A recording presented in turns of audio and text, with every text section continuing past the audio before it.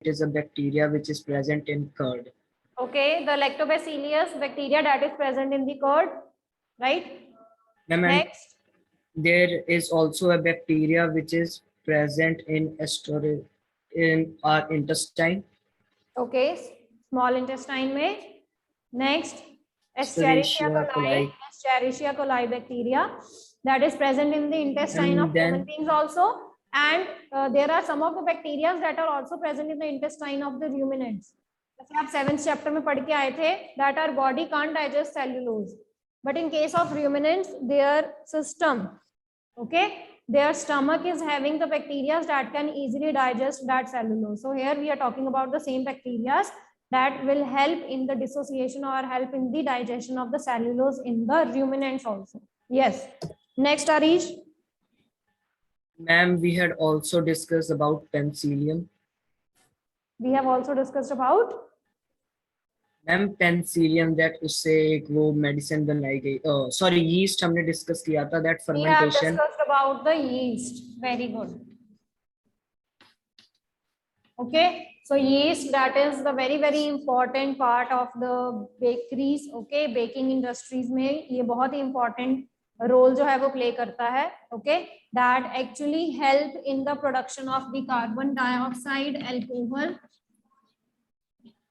where this liberation of carbon dioxide, it adds softness and fluffiness to the things. Okay, it makes the things soft and fluffy. For example, idlis हैं, भटूरास हैं, ढोकलास हैं. Okay, इनमें curd भी जो है वो important factor play करता है. अगर आपने कर्ड डालना है, कर्ड के साथ शुगर मिक्स कर दो. अगर yeast ऐड करना है तो सिंपली yeast ऐड कर दो.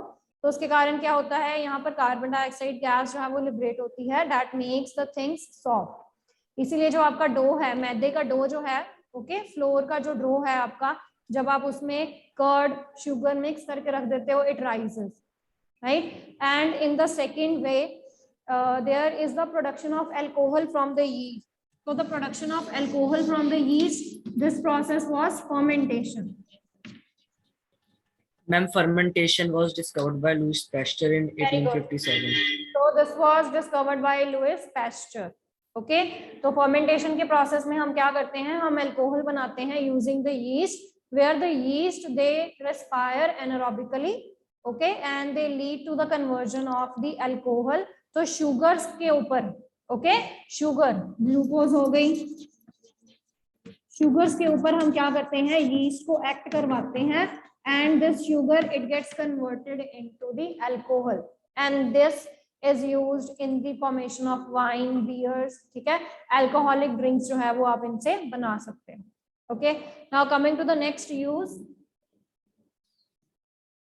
Coming to the next use is medicinal use. तो हमने कल yeast के part तक किया था. Now today we will be doing the medicinal use of these bacteria.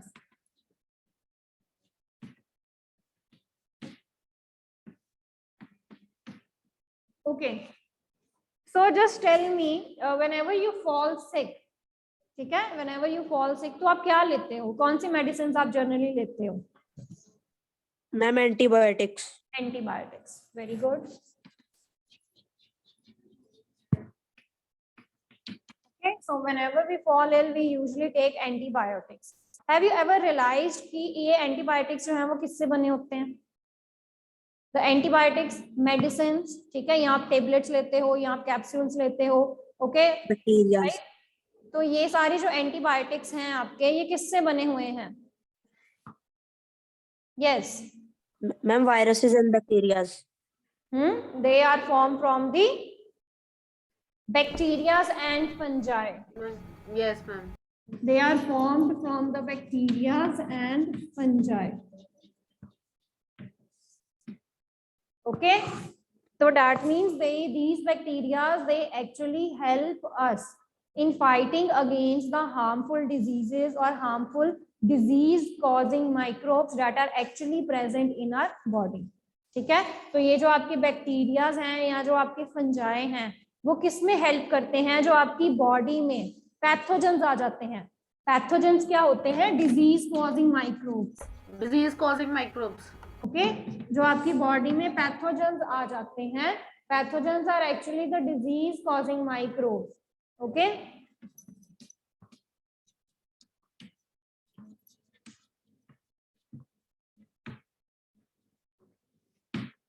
तो ये बैक्टीरियाज और फंजाई जो है वो इनको फाइट करने में हम क्या करते हैं, यूज करते हैं, जो इनको क्या कर देते हैं, दे किल देम। ओके सो अगर हम बात करें एंटीबायोटिक्स की, so you can write down what are antibiotics. So antibiotics they are the medicines that are prepared or that are produced, okay antibiotics जो है वो कुछ मेडिसिन हैं that are produced using bacteria and fungi।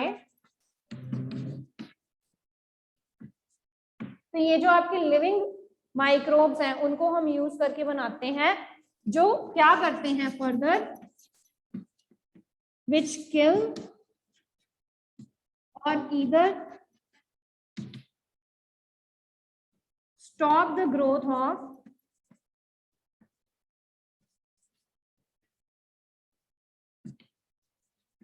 disease causing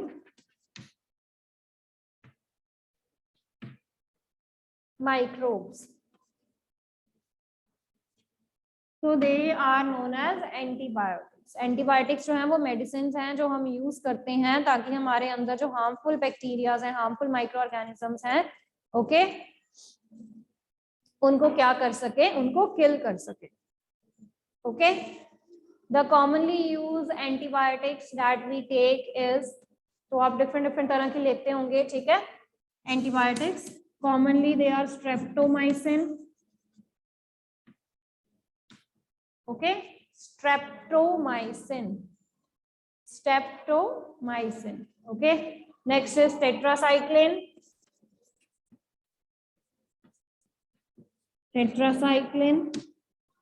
okay this is also an antibiotic, and erythromycin you can also include,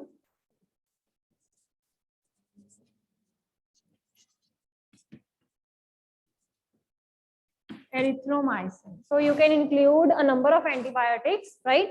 But the most commonly data you given in your NCERT, these three are given. So you have to remember the names of these three at least: streptomycin, tetracycline, and erythromycin.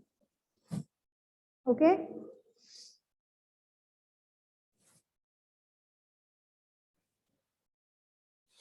The very first antibiotic that was actually discovered, that was penicillin. This was the first antibiotic that was discovered. The first antibiotic, penicillin. And it was made using a fungi.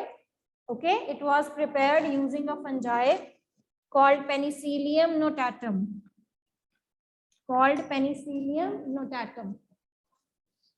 Okay.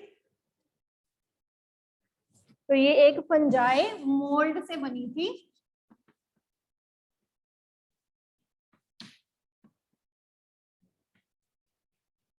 Penicillium notatum, okay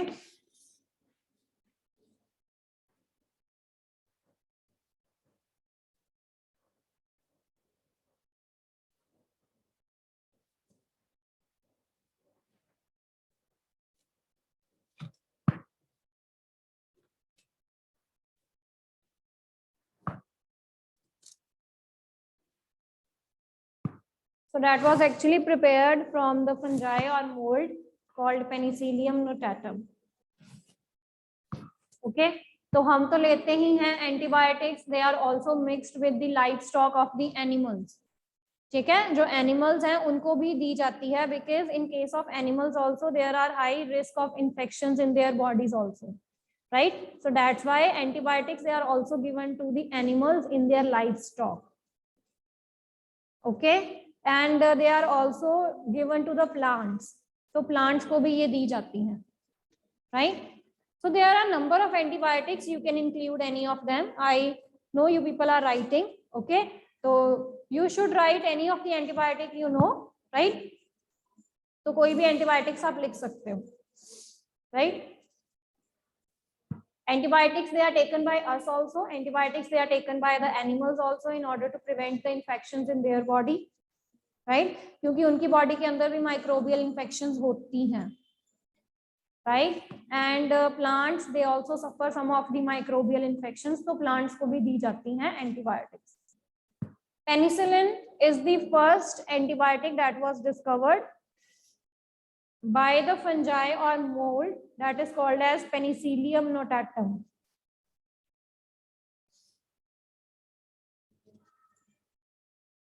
Now the next thing is, जैसे मैंने आपको बताया कि first जो थी antibiotic, it was discovered, right? That was in penicillin.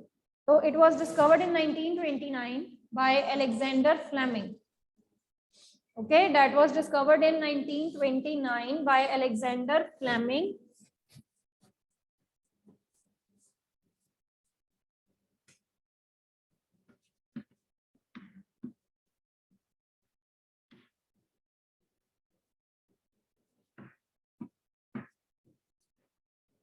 Okay, so how the discovery was actually done?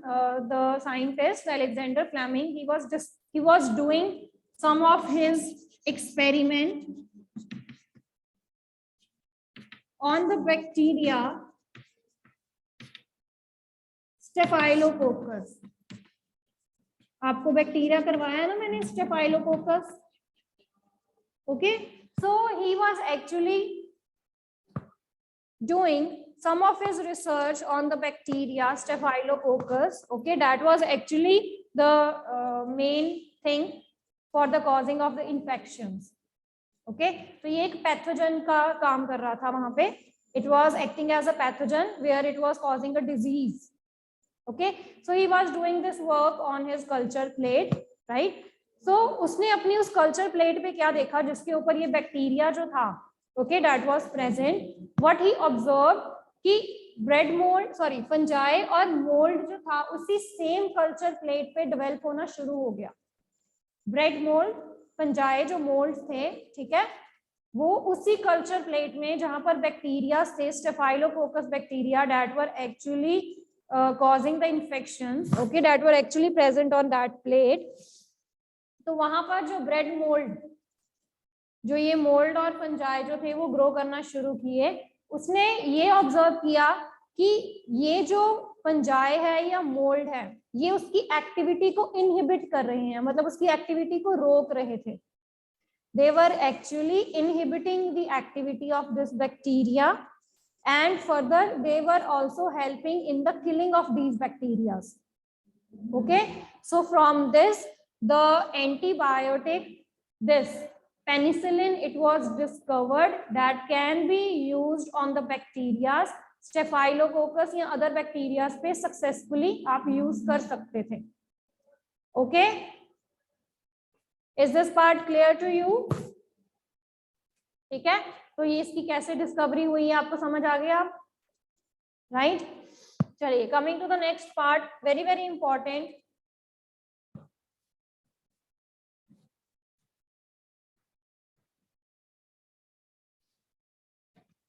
So you people have been using the antibiotics from many times, right? Antibiotics लेने में हमें क्या क्या precautions लेनी चाहिए? What are the various precautions that we can take while using the antibiotics? Okay, what are the various precautions? अब antibiotics जो हैं वो सबसे पहले you should take them under the guidance of any specified doctor. एक qualified doctor की guidance के under ही लेना है आपने कि आप जो है वो कौन सा एंटीबायोटिक जो है वो प्रेफर करो. Okay, this is the very first thing that you should be taking the guidelines from an expert doctor.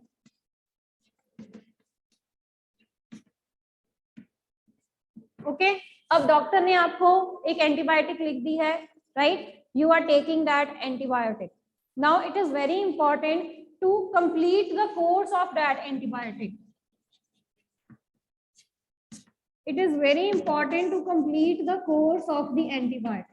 ठीक, आप एक दिन एंटीबायोटिक खाओगे इससे ये नहीं होगा कि आपके अंदर जो बैक्टीरियाज हैं वो सारे किल हो जाएंगे. Okay, slowly and slowly the antibiotics they will be showing their effect. Okay, and it is mandatory that you should complete the course, you should complete the cycle, which is approximately 5 to 7 days. So at least for 5 days you should be taking the antibiotics. छोड़ने नहीं होते हैं, आपने जो course है वो complete करना है. अगर आपने एक दिन खाए, ठीक है, या आपने 2 दिन वो एंटीबायोटिक्स लिए हैं, बट स्टिल जो बैक्टीरियाज हैं वो कंप्लीटली अभी तक किल नहीं हुए हैं इन 2 मेडिसिनल्स में. ओके, ये 2 दिन की मेडिकेशन में स्टिल द बैक्टीरियाज वीक होते हैं, पहले वो धीरे धीरे वीक होते हैं, only then you can kill them. Okay, तो एक मेडिसिन में वो इतने वीक नहीं हो जाते हैं कि आप उनको किल कर सको. Right, so you have to complete the course of at least 5 days in order to get right well, or in order to kill all these bacteria. Right, उसके बाद you should not take them in the wrong doses. ठीक है, wrong doses में नहीं लेने हैं. जितनी dose prescribe की गई है आपको, आपने उतनी ही लेनी है. ओके, या अगर आपको जरूरत नहीं है, still you are taking antibiotics, that is very very harmful for your body. Okay, अगर आपकी बॉडी को एंटीबायोटिक्स की जरूरत नहीं है बट फिर भी आप खा रहे हो, तो that you are actually harming your body at this stage.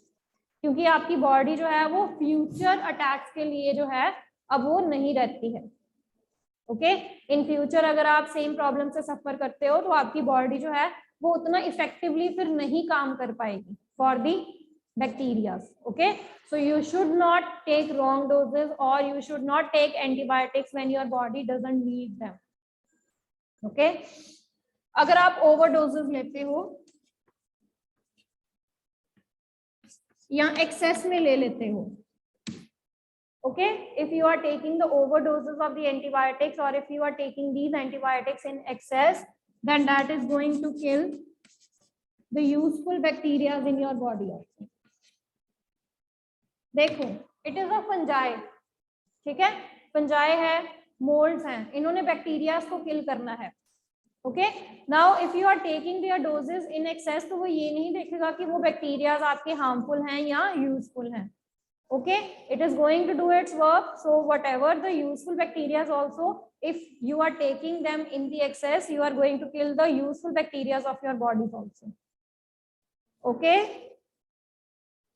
and very very important thing, don't take antibiotics when you are suffering from cold and flu.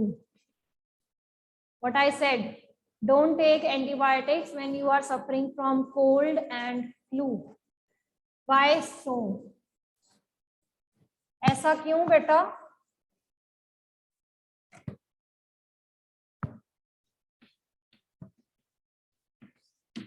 So it is not advised to take the antibiotics when you are suffering from cold and flu, क्योंकि cold and flu जो है वो आपको viruses से होता है. And in this case, the antibiotics, they will not show any of their activity. They are ineffective. ठीक है, तो antibiotics जो है वो viruses के against जो है वो ineffective है. वो viruses को kill नहीं कर सकते हैं. Okay, so that's why you should not take the antibiotics when you are suffering from cold and flu conditions, because they are the viruses. And your antibiotics that are actually the molds, fungi हैं, okay, they will not be showing any of their activity against the viruses. So viruses को kill नहीं कर पाएंगे. Okay, right?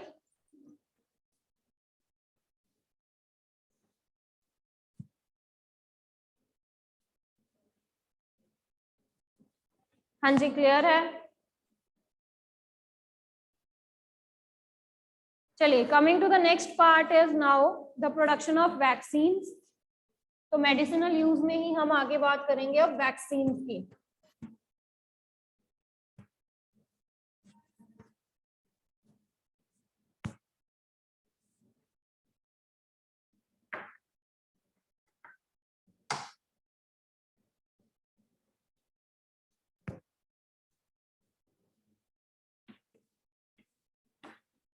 Okay.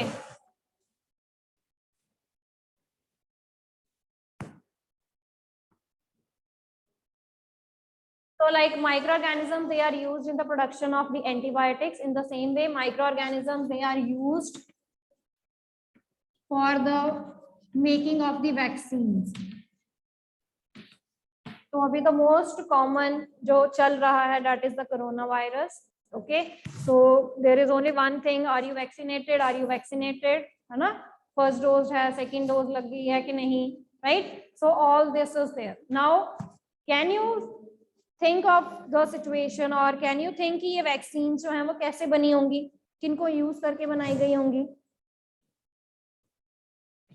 So the question again is using the microorganisms. ठीक है, तो microorganisms को ही use किया जाता है in order to prepare the various types of vaccines. आपको भी बहुत सारी vaccines लगी होंगी when you were young. ठीक है, जब आप छोटे थे तो आपको बहुत सारी वैक्सीन्स लगी होंगी, जैसे पोलियो की वैक्सीन लगती है, हेपेटाइटिस की लगती है, ठीक है, कॉलेरा, टीबी. ओके, सो ये सारी वैक्सीन जो हैं वो आपको लग चुकी होंगी, राइट? यस, पोलियो ड्रॉप्स जो आपको पिलाते हैं ऑरली, राइट? तो ये सारी वैक्सीन जो हैं वो किनको यूज करके बनाई जाती हैं? माइक्रो ऑर्गेनिजम्स की. Very good. मीजल्स है, राइट? स्मॉल पॉक्स है, मीजल्स हैं, they all are the different types of the diseases. Okay, तो जिनकी वैक्सीन जो है वो आपको छोटे होते लगा दी जाती हैं. ये नहीं है कि जब आप बड़े होते हो फिर आपको लगती है. No. Okay, so at a very young age you people you go for the vaccination, right? Chicken pox है, वेरी गुड. ओके, तो ये जो माइक्रो ऑर्गेनिजम्स हैं ये वैक्सीनेशन बनाने में भी यूज किए जाते हैं. और ये वैक्सीनेशन जो हैं वो आपको हेल्प करती है, आपकी बॉडी को हेल्प करती है actually. Okay, in order to fight from the various disease causing microorganisms. Yes beta, there are many. Tetanus है, rabies है, okay, right? Smallpox है. So इन सब की vaccinations जो हैं वो आपको लग चुकी होती हैं at each and every stage, right? Now you know each and every person has its immunity to fight against the diseases. कुछ बच्चे जो हैं वो जल्दी बीमार पड़ जाते हैं, कुछ जो हैं they can survive in the harsh conditions, they can survive in the extreme conditions. So all this thing it depends on their immunity कि उनकी बॉडी जो है वो कैसे रिस्पॉन्ड कर रही है. ऐसे ही होता है ना, कईयों को जल्दी कोल्ड हो जाता है, कईयों को जल्दी फ्लू हो जाता है, ओके, बट कईयों को नहीं होता है, right? Okay, the frequency of the thing of getting diseased, okay, that is not there. So that means the immunity, their body is having high immunity in order to fight against these diseases. Okay, so it all depends on the immunity of each and every person कि वो कैसे उनकी body जो है उन micro organism से लड़ रही है. Okay, right? तो इसी इम्यूनिटी को, हर पर्सन की इम्यूनिटी को बिल्ड करने के लिए वैक्सीनेशन का प्रोसेस किया जाता है. Vaccination process is actually a process of building the immunity of a person. Okay, vaccination में हर एक पर्सन की जो इम्यूनिटी है उसको बिल्ड किया जाता है. क्या किया जाता है? जो आप वैक्सीन लगवाते हो, जो आपको इंजेक्शन दिए जाते हैं, उनके अंदर क्या होते हैं? देयर आर डेड और वीकेंड डिजीज कॉजिंग माइक्रोब्स. आपको जो इंजेक्शंस दिए जाते हैं, जो वैक्सीनेशंस दी जाती हैं, उनके अंदर डेड या वीकेंड जो हैं वो आपके माइक्रोब्स होते हैं that can actually cause disease in your body, जो आपकी बॉडी में डिजीज कॉज कर सकते हैं. ओके, अब आपकी बॉडी का इम्यून सिस्टम है. Okay, you are having immune system of your body. अब आपकी बॉडी का इम्यून सिस्टम क्या करता है? उनको फाइट करने के लिए एंटीबॉडीज भेजता है. Okay, just like soldiers, right? आपकी बॉडी जो है वो अपने अच्छे अच्छे सोल्जर्स भेजती है ताकि ये जो आपकी बॉडी के अंदर माइक्रोब्स आए हैं दैट आर डेडली, ओके, तो आपकी बॉडी के अंदर एंटीबॉडीज जो हैं आपकी बॉडी जनरेट करती है that will help in the fighting with these microbes. तो ये एंटीबॉडीज जो आपकी बॉडी प्रोड्यूस करती है वो इन हार्मफुल माइक्रोब्स को लड़ने में क्या करती है? हेल्प करती है. Plus there is one more thing कि आपकी बॉडी में एंटीबॉडीज इनिशिएट करने का मेन पर्पस होता है द वैक्सीनेशन, कि एक बार ही आपकी बॉडी के अंदर एंटीबॉडीज जो है वो प्रोड्यूस हो जाए, because in future also if you are suffering from any of the disease, तो आपकी बॉडी में वो एंटीबॉडीज पड़े होते हैं, your body it recalls that there are antibodies, क्योंकि पहले भी सेम एंटीबॉडीज जो थे वो रिलीज किए थे। ओके, तो इन फ्यूचर अगर आप सेम प्रॉब्लम से सफर करते हो तो आपकी बॉडी जो है वो अपने आप ऑन इट्स ओन वो एंटीबॉडीज को क्या कर देती है, सेंड करती है, due to which your body is able to fight with these diseases. Okay, right, यहां तक क्लियर हुआ बेटा? Okay, clear till now, right? तो ये एंटीबॉडीज जो हैं वो आपकी बॉडी में रहते हैं टिल इन फ्यूचर। ओके, अगर आपको फर्दर जो है वो रिक्वायरमेंट है उनकी, तो आपकी बॉडी जो है वो अपने आप फाइट कर देती है फिर इनके साथ। तो this is the main purpose of vaccination, right? तो वैक्सीनेशन से बेसिकली आप अपनी इम्यूनिटी को बूस्ट करते हो बस, राइट? तो कॉलेरा हो गया, TB, smallpox, tetanus, right, hepatitis A, B, इन सब के लिए आपको क्या दी जाती हैं? इन सब के लिए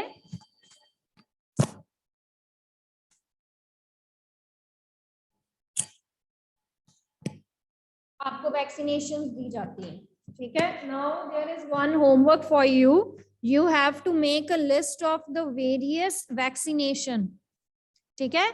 लिस्ट ऑफ वेरियस वैक्सीनेशन जो आपने लगवाई हुई हैं from the very small age, ठीक है? तो छोटे होते से ही आपकी जो जो वैक्सीनेशन हुई हैं, किस एज में हुई हैं, ओके, किस मंथ में हुई है, तो वो सारी आपने कल लिख के मुझे सेंड करनी है।